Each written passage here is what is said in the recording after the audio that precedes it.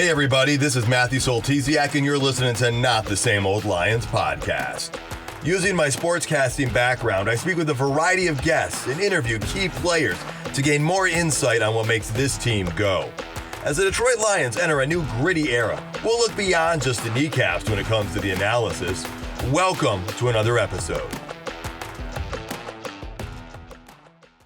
Today, we're going to look at where the Lions stand 1 week into free agency. We'll look back at the re-signings, the new additions, the players lost and players yet to decide. We're also going to discuss whether the Lions might be making some more moves before the NFL draft. The first wave of free agency has blown through, and that's when we see the mad scramble to get players with the bigger names who might make the bigger contracts all get gobbled up by your team before other teams get to them. And again, that's when most of those big money contracts are handed out, is during these first few days. There was a debate about what the Lions would do. Most thought that they would go small, do these prove-it deals for 1 year, 2 year deals, and not make a big splash. I think they landed somewhere in between, somewhere in the middle. Though I would argue there's a couple of decent-sized signings that took place. So let's start with them addressing their biggest need. The Detroit Lions added defensive backs Cam Sutton from Pittsburgh and Emmanuel Moseley from the 49ers. Mosley's on a 1 year deal, Sutton's on a 3 year deal. I love these signings. Sutton becomes our number one defensive back. He immediately upgrades our defensive secondary. You bring in Emmanuel Moseley, and he's on a 1 year deal coming back from an injury. He's played very well when healthy, but he has been injured. So he's going to be competing for a starting position. Now you still have Jeff Okudah and Jerry Jacobs under contract, and Will Harris re-signed as well, so he's coming back. All in all, the defensive secondary looks significantly upgraded when talking about our defensive backs. I still see the Detroit Lions using a draft pick here, though. I think you need to bring in somebody else young. I don't know if it'll be a first-round draft pick or not at this point. Could be a second round. I do expect someone early. It's supposed to be a pretty deep draft class. We'll get more to that later. But the initial thing done is the Lions got stronger at where they were the weakest, and that was defensive back. This takes off the stress from the draft. It also takes off a little bit of pressure right now. It allows you to open things up and look at who else you might want to draft. Look at the best player available, not your most important position need. Staying in the secondary, safety Deshaun Elliott has left the building. He went and signed a 1 year deal elsewhere. So the Lions, they're going to need some depth here. You got Kirby Joseph, who's entering his second year, coming back, and Tracy Walker, who's coming back from an injury. So we've got both of them coming back. I don't know how much depth we have behind them at safety. And Tracy Walker, while he was playing great and he had a great new contract because of how he was the year before, you never know how someone's going to fully be when they come back from injury, right? Now, we've seen some videos on social media. He's looking ahead of schedule. He's looking great, and I hope that is the case. Even if that is the case for both of them, we saw what happened when Tracy Walker went down last year. Fortunately, Kirby Joseph was able to step up and progress quite a bit. So you're going to need to have at least one more, if not two more guys there. I would not rule out the Lions signing a free agent at safety sometime in the next week or two before the draft, and then potentially adding somebody in the draft. I recorded this a little earlier in the day on Sunday. Then news broke late Sunday night as it pertains to this position. So I'm adding in a segment here with more information about the secondary. The Detroit Lions just upgraded this position. And when I say upgraded, they upgraded big. They added CJ Gardner-Johnson to the defensive secondary, the safety from the Philadelphia Eagles. Pro Football Talk listed him as the top free agent safety this offseason, ahead of Jesse Bates from Cincinnati. They also listed him as a top 9 player overall for free agents this year. At 25 years old, he joins the Lions on a 1 year contract worth up to $8 million. This is big, especially when you consider Jesse Bates from Cincinnati did a 4 year, $64 million deal. So even though it's only for 1 year, the price for CJ Gardner-Johnson is about half that. Now, watching CJ play during the Super Bowl, I kept thinking, man, it would be amazing to have him on the Lions. But I was thinking, it might not be the right fit, as we really need to upgrade the defensive back position more than the safety position. But we have done both this offseason. For the Lions, CJ is now your top safety. You have Kirby Joseph, and you've got Tracy Walker back there as well. So now there's less stress and pressure on Walker returning quickly, even if he does. CJ is such a physical safety. Adding him to the Cam Sutton signing, and now our secondary suddenly looks like a strength instead of a weakness. This is a huge move by the Detroit Lions, which also means I amend my earlier comments about making a small splash in free agency. The Detroit Lions have made multiple splashes in free agency, smart ones at that, and you are seeing a ripple effect along the water. Buckle up, folks, because things are getting exciting in the Motor City again. Now remember, the rest of this podcast has great information looking at different moves the Lions have made during free agency and how that could affect them going forward. Moving forward to the linebacking core. The Lions made one big signing at linebacker, and that's Alex Anzalone. Perhaps the most divisive Detroit Lions player since Jared Goff. And Jared Goff is obviously still on the team. But these are the two guys that I feel a lot of fans like and a lot of fans not quite so sold on, right? Anzalone was brought back on a 3-year, $18 million deal. And a lot of people were hoping we would put an improvement over Anzalone, that we would let him go and sign somebody else. Well, we've seen some guys get signed for a good amount of money. It's my understanding that in addition to what he's done on the field, he's helped bring Malcolm Rodriguez along and helped him actually improve at a more quicker pace than he might have. So that is important. Obviously, you don't pay someone just for that. You need to see what they can do on the field. And if you look at what Alex Anzalone has done on the field, he's gotten better in each of his years as a Detroit Lion. And so you have to ask yourself, are you in the camp that thinks Alex Anzalone, what we saw last year, is the best he'll ever be? Or do you think maybe there's another level we haven't quite seen yet?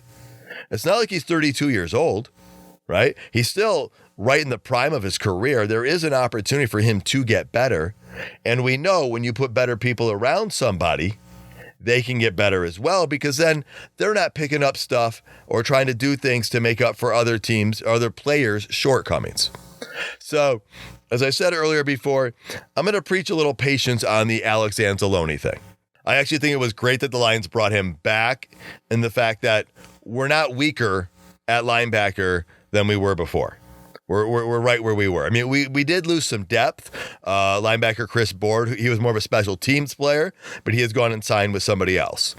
So what do I like to see from the Lions here? Draft somebody. I would like to see somebody drafted in maybe the second or third round. Somebody who's going to push Anzalone and Rodriguez. Now, the Lions only rolled out 2 linebackers most of the time as they played a lot of nickel formation last year. And I don't know if that was, again, intentional based on the personnel that we have, or if that was more of a scheme system because the NFL has become so pass happy that they felt better rolling with guys in coverage versus stopping the running game. So it'll be interesting to see which way this one goes. I do like them drafting somebody, though, especially round 2 or 3. Get somebody who could compete for a starting position, and or if not, is that very first person off your bench. So if we move all the way up to the front line, we've got the defensive line. The 2 big signings for the Lions were re-signing their own players, Isaiah Buggs and John Kaminsky. I think most people had their eyes on Kaminsky. They wanted him in there because they saw how much of a difference maker he was. You know, the Lions apparently were 9-3 when he played and 0-5 when he didn't play. Talk about a difference maker, right? John Kaminsky, the Lions team their defense played much better when he was on the field, even when he had a club on his hand. So the defense has a solid foundation that we saw getting better as the season went on. And as much as people were excited about Kaminsky, I hope you were not overlooking the Isaiah Buggs signing, because the defensive tackle position right there in the middle of that line, that is really important. Isaiah Buggs played a huge role last year. Now, is he going to be the main starter there? Don't know about that one. He might be in a rotation. Either way, we needed him there. I also think that takes off some pressure from the draft, because if you go into the draft and you haven't upgraded at all, and you've, in addition to that, gotten worse at that position, then everyone knows you're drafting a defensive tackle, and it might cause you to reach for one earlier than later. The Lions still need more talent on the defensive side, inside especially, because we got some question marks coming back. I think adding a player early in the draft is something they could do, and they probably should do. And that should probably be a first or a second round pick. Now, if we jump over to the other side of the line, jumping over to the offense, the Lions signed Graham Glasgow, a name many people should be familiar with because he is a former U of M football player, and he was drafted by the Detroit Lions. He was kind of let go out of town by a previous regime, and he went and got a really good contract in Denver. I think Bronco fans might think he didn't quite live up to that contract because it was a nice one. He had some injuries, and that brought a mixed bag of results there. But also, if you look at last year's team with the Broncos, everything was a mixed bag in Denver. So the Lions are signing him to a one-year deal, and that's a really important signing because Evan Brown, who was our main backup for Haloti Vaitai, Evan Brown's gone. He's heading out to Seattle. And we don't know what's going to go on with Vaitai. We don't know about his health and availability going into next year yet. He could be back with the team and be the starter. He might not be on the team at all, or it could be somewhere in the middle. Having Graham Glasgow for at least a one-year contract adds some stability right now. Now, I do think the Lions are going to draft an offensive lineman in the first 3 rounds of this year's draft. That's one I'm feeling very confident on. I think you need to add more talent, as in you need to continue to add people to it. Do I think they're talented enough? For sure. But we saw how many injuries we had there last year. So you want to continue to bring talent into the room. I'm not saying the talent needs to be better than what we have in the room. We already have immense talent there. I'm just saying you want to keep adding talent to it. So right behind the offensive line, we've got, well, kind of right behind, we've got the running back position.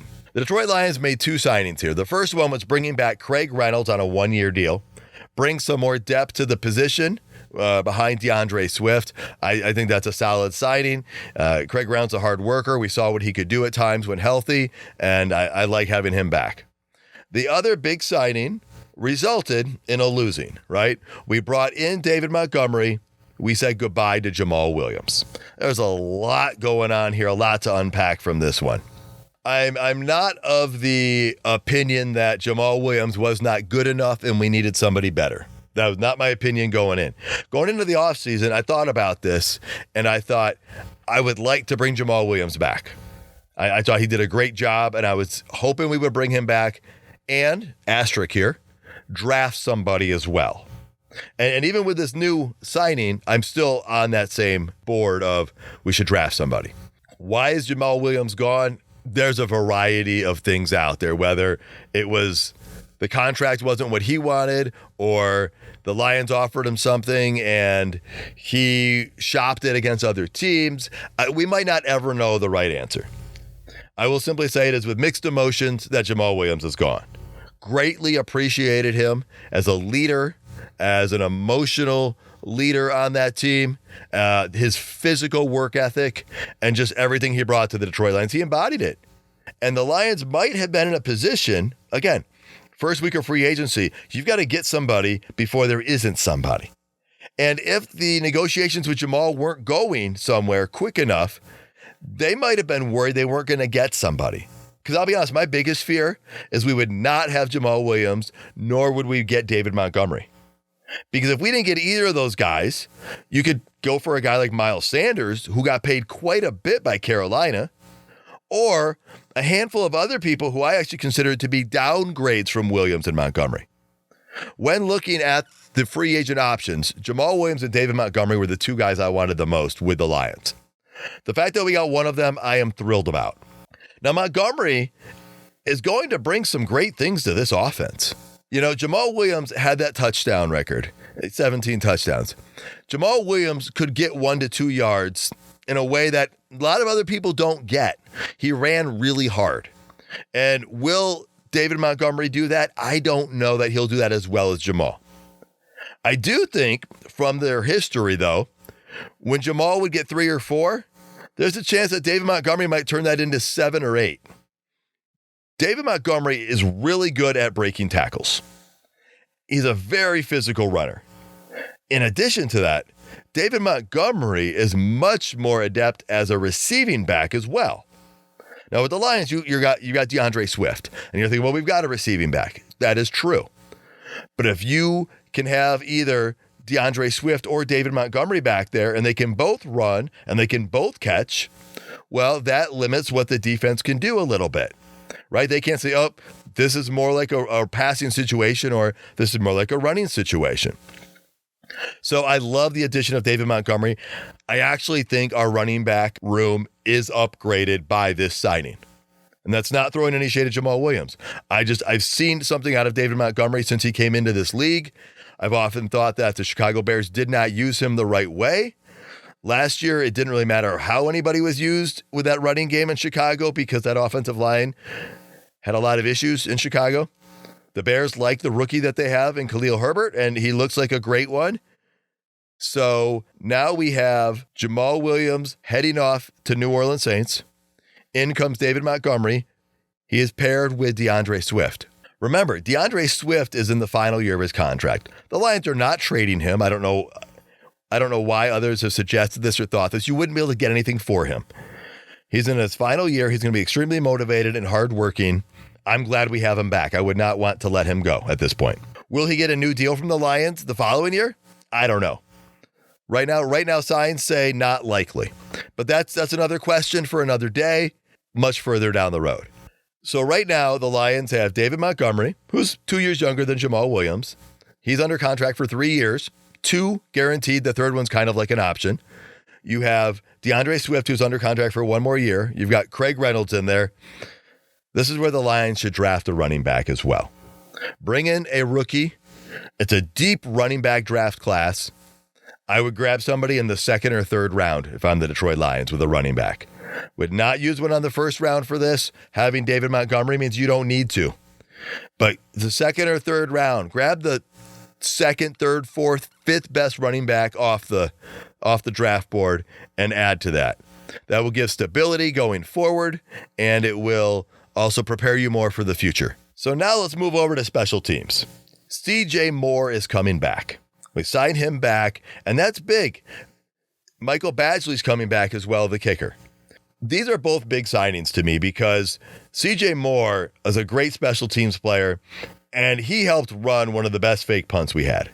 Now, with our punter, we are great at fake punts because he's played some quarterback in his life. But also, having CJ Moore there as well, it gives us 2 different dimensions on the fake punt. I'm not saying we have to do tons of fake punts. I'm just liking the fact that we have that in our arsenal. If teams know we can do it, they have to defend it. And then that can affect their return game. So I like the CJ Moore thing coming back. It's a really good signing. As far as Michael Badgley, we needed to bring him back. Right? We signed him. I also would like to see them bring a rookie in, though, to compete with him.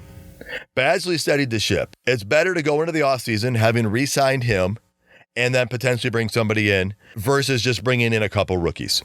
So I like the Badgley signing.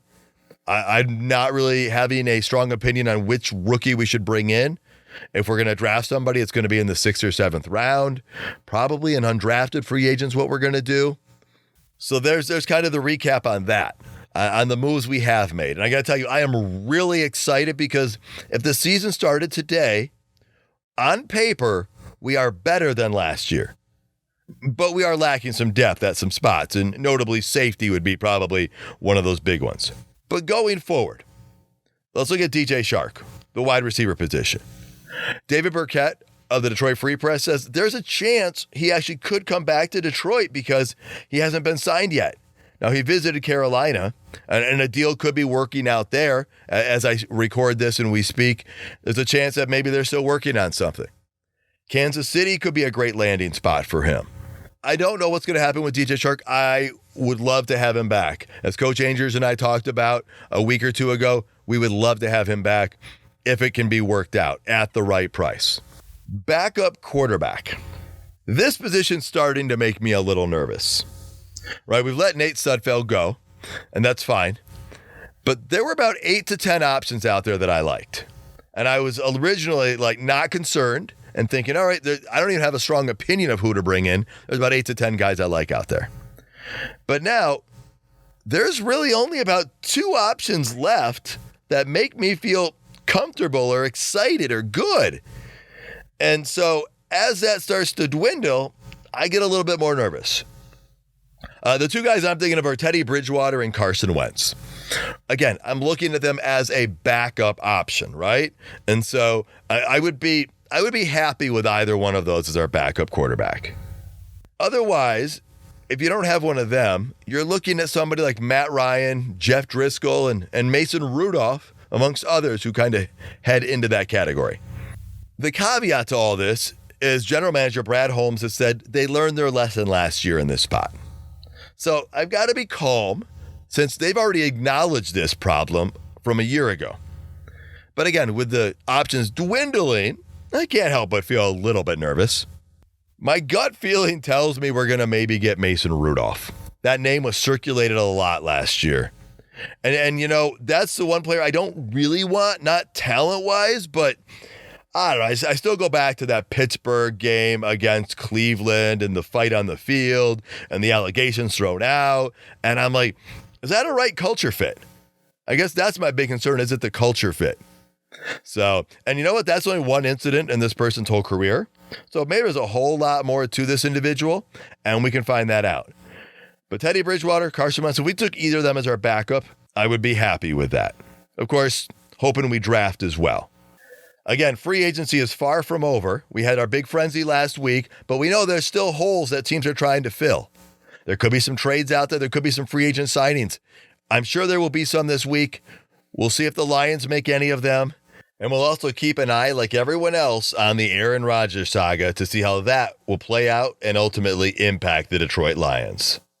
Thank you so much for tuning in, folks. Please subscribe to Not the Same Old Lions podcast to get alerts about new episodes. Also, follow the show on Twitter at Matt Soltesiak. And until next time, stay gritty, my friends.